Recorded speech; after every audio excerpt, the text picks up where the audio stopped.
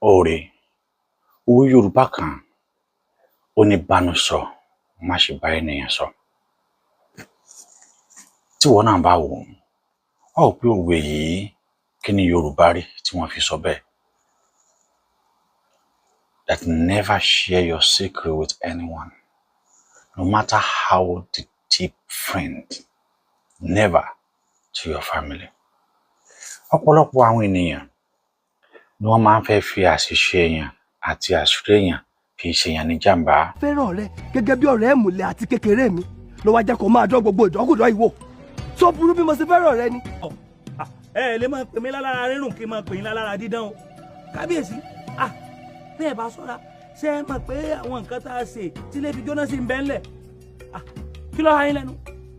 Kábíyèsí, ẹ ti gbàgbé pé ẹ ṣàwọn àṣepamọ́ kan sí mi lọ́wọ́ tí ìlú ò gbọ́dọ̀ mọ̀ sí. Ẹ̀yin olóyè,